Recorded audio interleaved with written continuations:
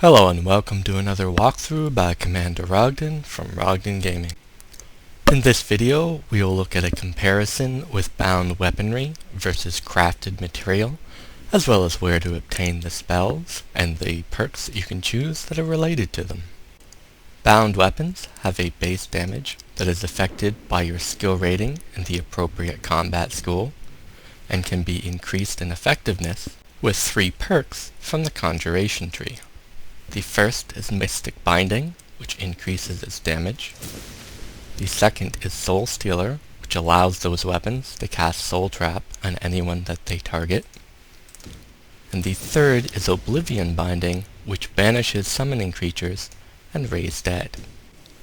Unlike the Banish Daedra spell, there is no level limit to the Banish effect. The duration of the spell is 2 minutes. That may be drastically improved by dual casting the spell.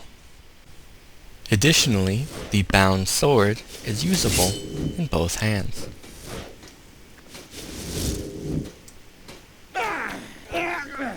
If at any point in time you sheathe your weapons, the spell will expire. The spell is available in 3 forms: as a bound battle axe, 2-handed weapon; as a bound sword, a 1-handed weapon; and a bound bow for the archery skill. Bound sword and bound battle axe can be purchased from many of the merchants that deal in spells. Bound bow is slightly more particular in where it can be obtained. The Understone Keep at Markarth is the first of these locations, a Conjuration Trainer at Morthal, and the Conjuration Instructor at the College of Winterhold. If you are not already aware, you can use a carriage to fast travel to the location if it is not already on your map. Calcimo of the Understone Keep is the easiest of these 3 to reach.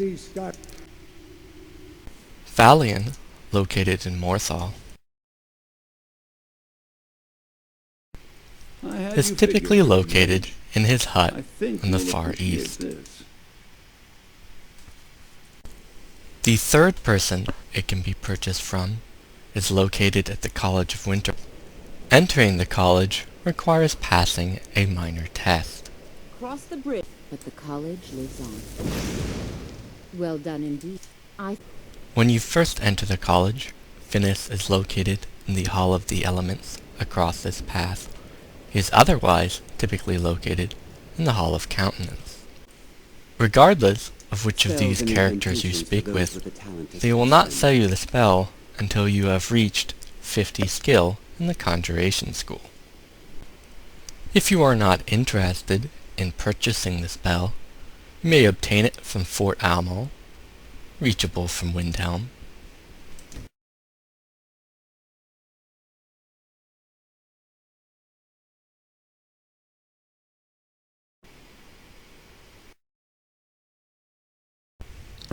Fort Amal is overrun with enemies, so you'll need to clear them before you can enter. It is conveniently located near the entrance of the building, though you must move an item in order to find it.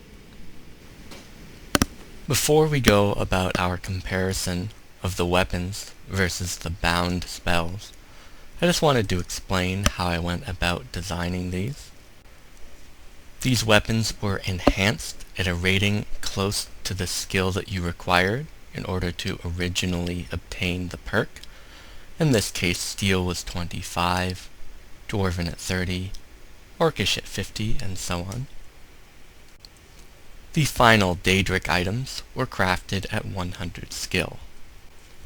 I should also note that all of my weapon skills have been enhanced to 100 with no perks, to properly portray the base damage of the weapons. The spell we will start with is Bound Sword, currently without the Mystic Binding perk. Down in the lower portion of the corner here, you can see the current damage of the bound weapon I am using, as well as the difference between the current equipable weapon that I am highlighting. Without the Mystic Binding perk, even a steel sword, properly enhanced, inflicts more damage. With the Mystic Binding perk, a steel, dwarven, and orcish sword do not compare to the damage. An elven sword, properly enhanced, is equivalent to the same damage, and the gap continues to increase from that point on, nearly doubling in damage with a properly enhanced Daedric sword. The next spell we will look at comparing is the Bound Battle Axe, which functions as a two-handed weapon. Without the Mystic Binding perk, the Bound Battle Axe woefully underperforms even a steel-crafted weapon. With the Mystic Binding perk, it requires a dwarven crafted weapon to best the effects of the bound spell. The difference in damage, of course, continues to increase as your crafting skills improve, increasing the difference between base damage by more than 50%.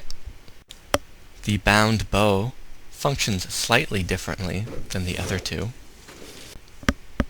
in that the base damage assumes that you are using Daedric arrows.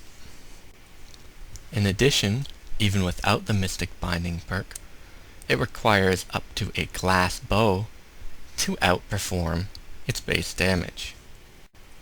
This difference is increased even further if you are not using Daedric arrows. With the Mystic Binding perk, only an ebony or higher bow will outperform, again assuming that you are using all Daedric arrows. If you are not, the damage may actually be lower. However, if you have gone about creating a smithing crafting set, you can improve the damage to where it will outperform even with lower level arrows.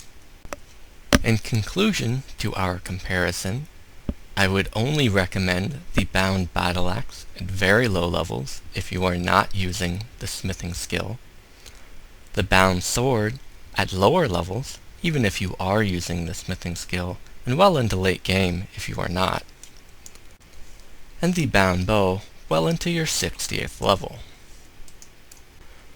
I hope this was helpful to you. This completes our walkthrough on bound weaponry. This is Commander Ogden. Thanks for watching.